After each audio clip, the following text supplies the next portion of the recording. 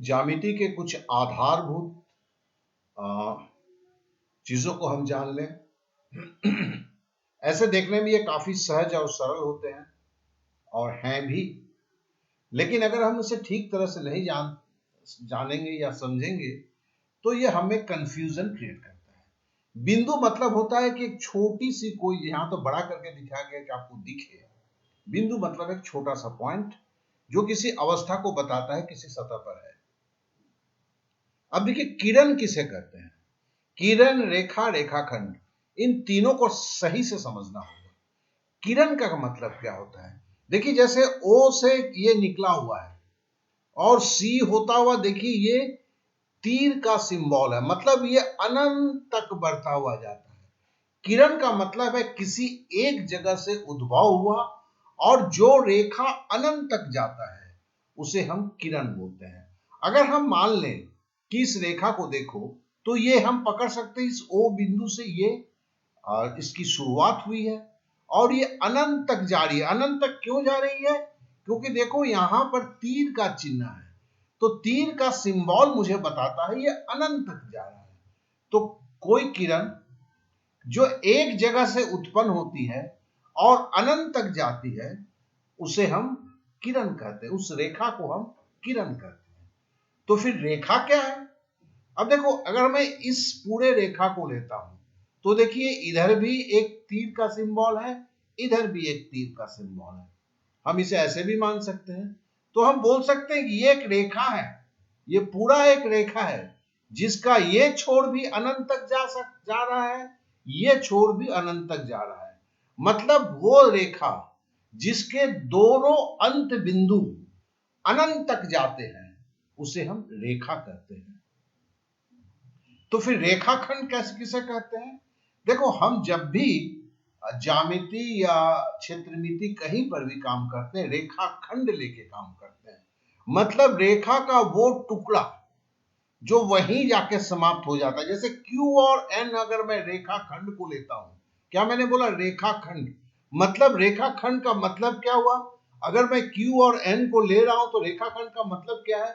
हम ये बोलने की कोशिश कर रहे हैं ये रेखा जो है Q से चली थी और N पे जाके खत्म हो गई। मतलब हम बोल रहे हैं कि सॉरी, ये तो मेरा सीधा नहीं खींच रहा है, लेकिन ये रेखाखंड है जो मैंने अभी बनाया लाल रंग का, सीधा नहीं है, तो सीधा सोच लो।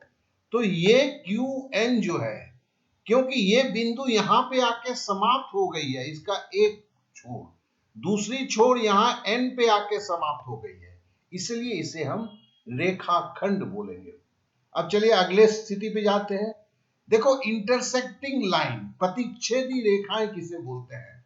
अगर इसका प्रैक्टिकल उदाहरण क्या है, किसी भी चौराहे को देख लो। ये देखो यहां चौराहा है, एक रास्ता इधर से इधर जा रही है, दूसरी रास्ता इधर से इधर जा रही है, हम चौराहा समझते ही हैं। तो प्रतिच्छेदी रेखाएं मतलब दो रेखाखंड जब एक दूसरे को किसी बिंदु पर काट रही है, देखिए यहां M पर काट रहा है, तो फिर हम बोलते हैं कि ये L1 एक रेखा है, दूसरा ये L2 रेखा है जो एक बिंदु पर एक दूसरे को काट रही है, इसलिए इसे प्रतिच्छेदी रेखाएं या इंटरसेक्टिंग लाइंस बोलते हैं। ध्यान देना, ये दोनों रेखाएं इसलिए बोला गया है, देखो ये अनंत तक जा रही है, दोनों में क्या है, ये अनंत तक जाने का सिंबल बताया जा रहा है। तो ये प्रतिच्छेदी रेखाएं हैं, प्रतिच्छेदी रेखा खंड नहीं है। अब क्लियर होने लगा होगा थोड़ी थोड़ी बातें। अब जरा आगे देखते हैं, क्योंकि ये छोटी छोटी बातें हैं। समानांतर रेखा, हमने क्या बोला है? समांतर रेखाएं आपस में कभी नहीं मिलती है। अब देखो इस रेखा को आप यहां से बढ़ा दो, इस रेखा को इधर से बढ़ा दो, ठीक है, सीधा करके, मेरा हाथ सीधा नहीं है, आप समझ लेना सीधा। अब इस रेखा को भी सीधा बढ़ा दो, ठीक है ना, इस रेखा को भी सीधा बढ़ा दो, ठीक है।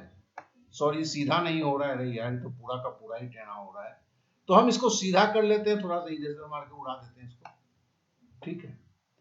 हम इसलिए सीधा कर रहे हैं कि कारण क्या है, अगर ये सीधी रेखा है, चल भैया सीधा हो गया, हाँ मोटा मोटी सीधा है। तो देखो ये दोनों रेखा अनंत तक बढ़ाते जाओ, कभी नहीं मिलेगी।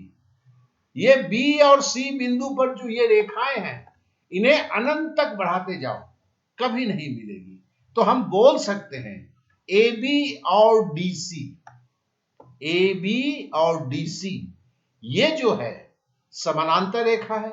उसी तरह हम बोल सकते हैं बी सी और ए डी, इन्हें भी अगर हम बढ़ाएं इस दोनों तरफ से, तो ये कभी नहीं मिलते हैं। तो समांतर रेखाएं पैरेलल लाइंस क्या होते हैं? जो रेखाएं अगर अनंत तक बढ़ा दिया जाए लेकिन आपस में कभी नहीं मिलती है, तो उसे हम पैरेलल लाइन या समांतर रेखाएं कहते हैं।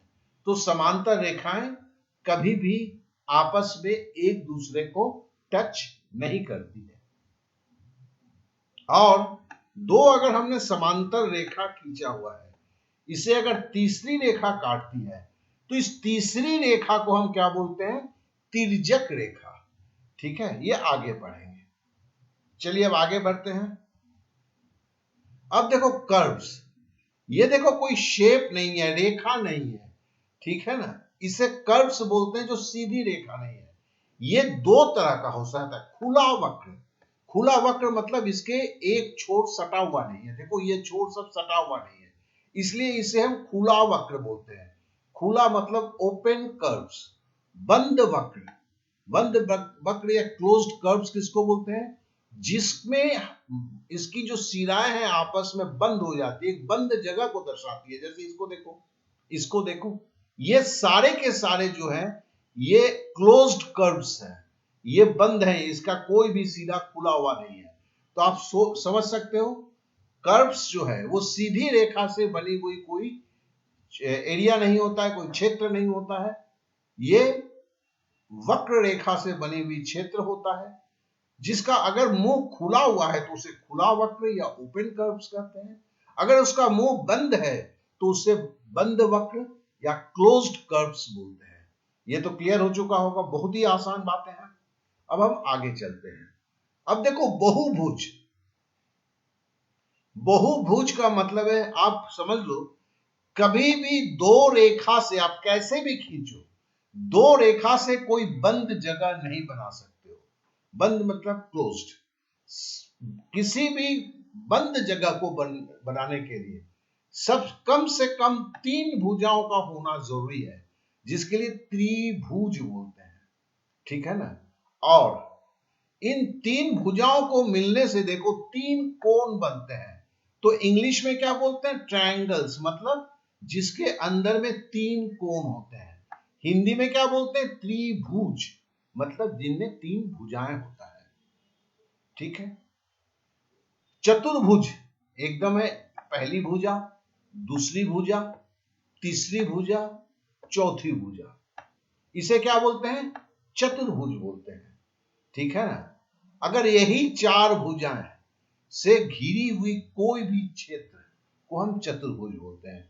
अब चतुर्भुज बहुत तरह के हो सकते हैं, जैसे ये आयत है, मतलब लंबाई बराबर है, चौड़ाई आपस में बराबर है, मतलब 1 नंबर 2 नंबर भुजा बराबर है, 4 नंबर और 2 नंबर भुजा बराबर है, इसे चतुर्भुज बोलेंगे। अगर इसकी चारों भुजाएं आपस में बराबर होती तो उसे वर्ग बोलते हैं। तो इस फिर समांतर चतुर्भुज भी बनता है। तो कहने का मतलब चतुर्भुज बहुत तरह के होते हैं, वो आगे चलेंगे। ये क्लास 6 की हम पढ़ाई कर रहे हैं, तो हम खाली यही जानते हैं चतुर्भुज मतलब एक बंद या घिरा हुआ क्षेत्र जो चार भुजाओं से बनता है। पंचभुज मतलब ये देखो 1 2 3 4 और 5, 5 भुजाओं से बना हुआ क्षेत्र जो है उसे क्या बोलते हैं? पंचभुज बोलते हैं। और अगर ये पांचों भुजाएं आपस में बराबर हो जाए, आपस का सिंबल ऐसे दिया जाता है, सॉरी एक लाइन दिया जाता है, अगर पांचों भुजाएं बराबर होता है, ठीक है ना, तो इसे क्या बोलते हैं? सम पंचभुज। सम मतलब जिस, अगर कोई क्षेत्र 5 भुजाओं से बनी है और पांचों भुजाएं आपस में बराबर है, तो उसे समपंचभुज बोलते हैं। ये देखो षटभुज नहीं होगा, पंचभुज, ये गलत हो गया है, भुज हो गया है, पंचभुज होगा, ठीक है। षटभुज ये रेफ नहीं लगेगा, षटभुज का मतलब होता है ये 6 भुजाएं होगी, 1 2 3 4 5 6। तो कहने का मतलब क्या है, बहुभुज क्या है, पॉलीगॉन्स क्या है, 2 से ज्यादा भुजाओं से बनी हुई और घिरी हुई वो क्षेत्र क्या होगा, क्लोज्ड होना होगा, बंद क्षेत्र होना होगा। तो 2 से ज्यादा भुजाओं से बनी हुई किसी भी क्षेत्र को हम पॉलीगन कहते हैं। और उसका शर्त क्या है, शर्त यही है कि बंद होना होगा। जैसे देखो ये पूरा बंद है, ये बंद है, तो ये बंद होना होगा, क्लोज्ड होना होगा। क्लियर। अब हम आगे कुछ और शब्दों को सीखते हैं। अब देखो इसमें भुजाएं हैं, तो ये भुजाएं बनी। अब होता है शीर्ष, वर्टेक्स, तो जरा हम वर्टेक्स को देख लेते हैं और विकर्ण थोड़ा हम समझते हैं। देखो त्रिभुज में कोई विकर्ण नहीं होता है, ठीक है। अब देखो वर्टेक्स जो है, वर्टेक्स में, ठीक है। अब देखो इस भुजा को अगर हम लेते हैं, ये अगर इस भुजा को इस भुजा को हम लेते हैं, जो ये भुजा है, ठीक है, इन दोनों पर जो एंगल बन रहा है, ठीक है ना, इसे एडजेसेंट वर्टेक्स बोलते हैं। मतलब एक भुजा के दोनों अंतिम छोरों पर अगर 2 शीर्ष बनते हैं, वर्टेक्स क्या, देखो इसमें त्रिभुज में 3 वर्टेक्स है, चतुर्भुज में 4 शीर्ष कोण है, ठीक है ना, तो 4 शीर्ष हैं। एडजेसेंट बोलते हैं एक ही भुजा पर जब 2 शीर्ष बनते हैं उसे हम एडजेसेंट बोलते हैं। तो और जब 2 वर्टेक्स को मिलाया जाता है किसी रेखा से, उसे क्या बोलते हैं, विकर्ण बोलते हैं। एक देखो चतुर्भुज में 2 विकर्ण होते हैं, ठीक है, क्योंकि ये अब इसी कोण से इसको मिला सकते हो, इससे अगर इसको मिलाने जाओगे तो क्या होगा, तो ये भुजा बन जाएगी।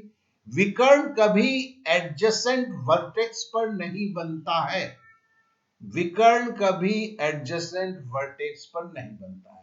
अब देखो पंचभुज में कितने विकर्ण बनेंगे, चला हम देखने की कोशिश करते हैं। देखो 1 बना, 2 बना, 3 बना, 4 बना, 5 बना, ठीक है, इसमें 5 बना।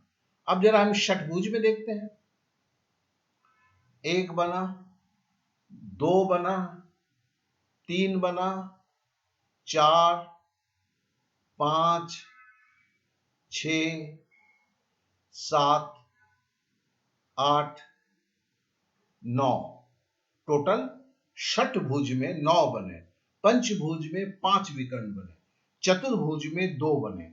बड़ा मामला मुश्किल है यार, तो इसका जरूर ना कोई फॉर्मूला होता होगा। हाँ, तो number of diagonals in polygons, मतलब किसी भी बहुभुज के अंदर में कितने विकर्ण बनेंगे, त्रिभुज को छोड़कर त्रिभुज के अंदर कोई विकर्ण नहीं बनता है। क्लियर। उसका एक फॉर्मूला है, उसे फटाफट याद कर लो। एन मतलब नंबर ऑफ भुजा, जैसे चतुर्भुज में 4 है, n इंटू n माइनस 3/2, ठीक है। अब देखो चतुर्भुज का क्या होगा, n मतलब 4, ठीक है, और 4 माइनस 3 मतलब 1 हो गया, बटे 2, ठीक है। तो ये देखो 2 से 4 को काट दिया 2, तो बराबर आपका चतुर्भुज में कितना निकलेगा, 2 विकर्ण। अब जरा पंचभुज में देख लो, कितने भुजा है, 5। दूसरा है क्या, n माइनस 3, तो 5 माइनस 3, 5 माइनस 3 बराबर क्या होगा, 2 बटे 2। अब देखो 2 से 5 माइनस 3 कट जाएंगे, तो बराबर पंचभुज में क्या होगा, 5। अब जरा ये षटभुज में देख लो, इसके 6 कितने, 6 भुजा हैं, 6 गुने 6 minus 3, n into n minus 3 हो गया ना, बटे 2। अब 2 को 2 से 6 को काटा मैंने 3, और यहां गुना क्या आ गया, ये 6 से 3 गया 3, बराबर हो गया 9। हमने गिना था ना, षटभुज में कितने आपके विकर्ण होते हैं? तो 9 विकर्ण होते हैं। तो ये जानना, ये जो है इसे आप कॉपी पे लिख दें, ये इंपॉर्टेंट है। क्लास 6 में चूंकि नहीं दिया गया था, लेकिन हमको थोड़ा सा जल्दी क्लास 10 तक पहुंच जाना है, इसके लिए मैं इसको लिखवा देता हूं कि ये बाद में हमें और कुछ काम में आ जाए। चलिए अब आगे बढ़ते हैं। अब आते हैं कोण। किसी, अगर कोई दो भुजा किसी एक बिंदु पर आकर मिलती है तो वो एक कोण का जन्म देती है। और इसका मतलब दुनिया में जितने भी वर्टेक्स होते हैं, शीर्ष होते हैं, उस शीर्ष में एक कोण अवश्य बनता है। और हम कोण को इतना ही जान के करते हैं, कोण किसी दो भुजाओं के सहारे बनता है, बस इतना ही काफी है। अब हम आगे बढ़ते हैं, कुछ और बातों को जानते हैं। अब आते हैं, अगर वृत्त, हर वृत्त में केंद्र होता है। देखिए ये केंद्र है, ओ जो है वृत्त का केंद्र है। त्रिज्या, इस वृत्त में अभी कितना त्रिज्या दिख रही है? देखिए ओ ए एक त्रिज्या है,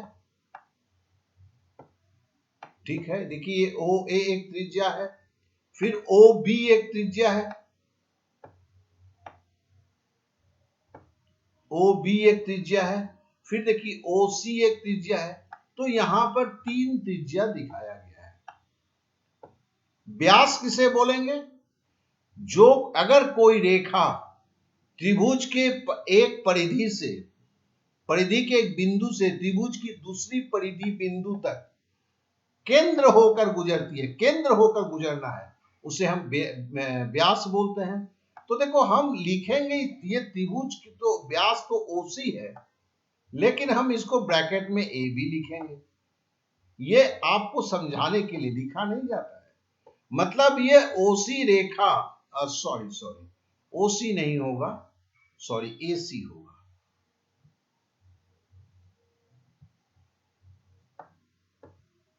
और अंदर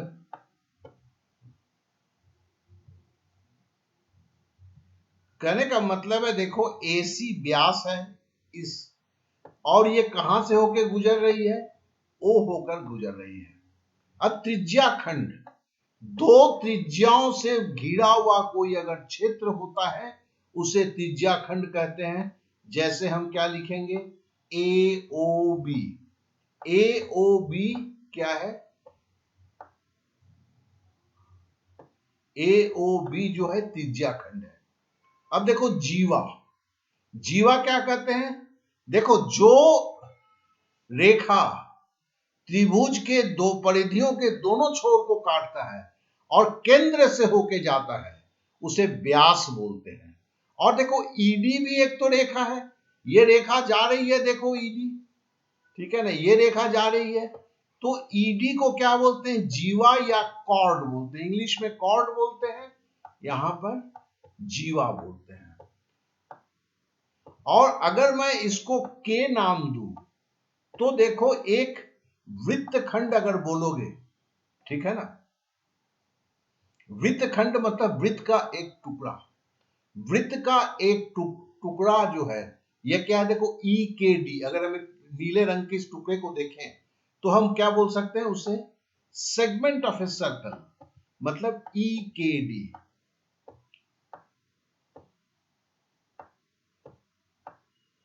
अब देखो ये केंद्र से होके जा रही है, मैं पकड़ लेता हूं, यहां पर केंद्र है आपका, तो एक व्यास जा रही है और त्रिज्या को, ये वृत्त को दो भागों में तोड़ देती है। तो इस भाग को, हर भाग को हम क्या बोलेंगे? अर्धवृत्त बोलेंगे, सेमी सर्कल, ठीक है। तो मेरा जो एक्चुअली क्लास 6 के इसमें केवल इन शब्दों से परिचय करवाना था, क्योंकि ये शब्द ही ज्यामिति में आते हैं। जब ये शब्द उस वक्त आएंगे, उस वक्त इसको फिर से हम क्या कहते हैं, एक्सप्लेनेशन में नहीं जाएंगे। इसके लिए इन शब्दों को सीख लेना, इन शब्दों से खुद की परिचय कर लेना, ये आपके लिए जरूरी है। तो कागज कलम उठाइए, इन्हें लिखिए और दिमाग के अंदर में डालने की कोशिश कीजिए। चलिए अब यहीं पे इसे समाप्त करते हैं।